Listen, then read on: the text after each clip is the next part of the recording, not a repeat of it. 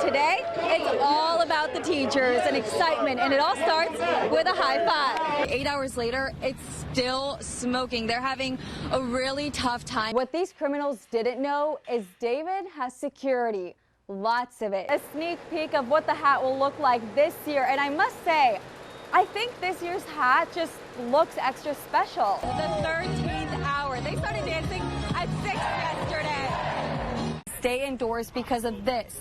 We know that officers in tactical gear, they're searching for that person. Cases of the coronavirus are reported. Mohegan Sun is easing fears by taking extra precautions this weekend. If you look at some of his gear here, it's icicles, and you were saying you weren't even in the middle of that firefight. Continuous rain, it caused some of that water to start seeping. That bus stop across the street, it should look like this one. It has the beams and it has this glass-like material. Catch all the action and feel the excitement this weekend across the state during the Special Olympics Winter Games. Try calling up a loved one or relative, and that way you can still feel connected. Head to any Connecticut DMV or to any AAA center that does licensing, and then you'll walk out with a temporary driver's license. More than 40 people in all had to be rescued, including children and babies. You can print your ticket off, or you can have it on your phone, and then a staff member will sign you in with the QR code. And the 48 search warrants that we obtained today, the only suspects mentioned are Fotis Doulos and Michelle Draconis. Good morning, sir. How are you? All right.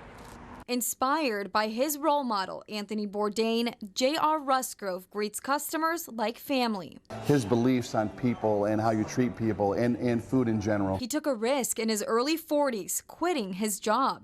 Purchasing director for a biomedical company, so about as far away from French toast as it gets. To open up the Parkside Cafe. You have people that have come by here before and said, maybe they'll say, "Are you hiring? I just like to work for the day. I'm hungry. Do you have any leftover food?" When you walk into the Parkside Cafe, you see this wall. On it, memorable quotes as well as articles of recognition. But owners here have a sign outside they hope resonates with someone.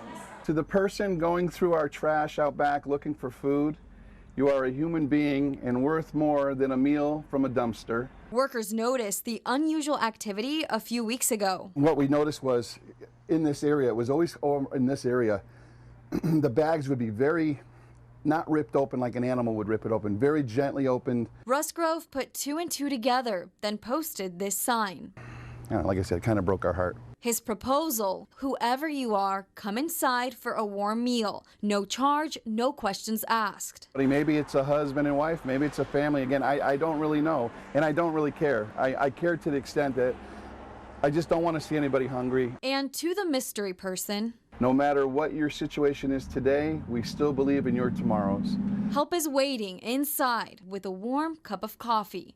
Reporting in Bristol, Carolina Cruz, Channel 3 Eyewitness News.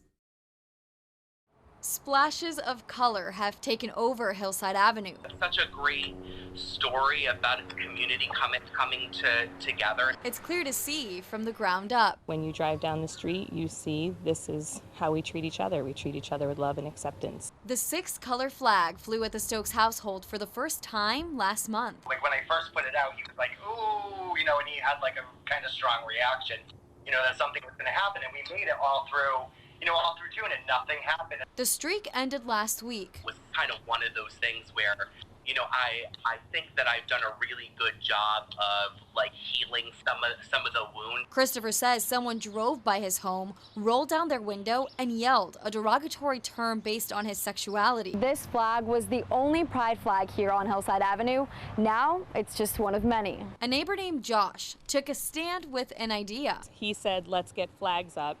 His mom across the street ordered them all on Amazon, and then the next day we all had them dropped off on our porches to hang them up. It was such a validating, affirming experience of, we do have people that love and care about us. We were able to walk up and down the street and let her see all the rainbows, and she's like, Daddy, they support our family. So that was huge, to be able to show our daughter that people support families like us. An ugly memory now transformed with color. Neighbors and the Stokes say they want the future generations growing up in this neighborhood to know it's okay to be themselves. It's a message I like that my children see as well, that small things maybe can have a bigger result. In Naugatuck, Carolina Cruz, Channel 3 Eyewitness News.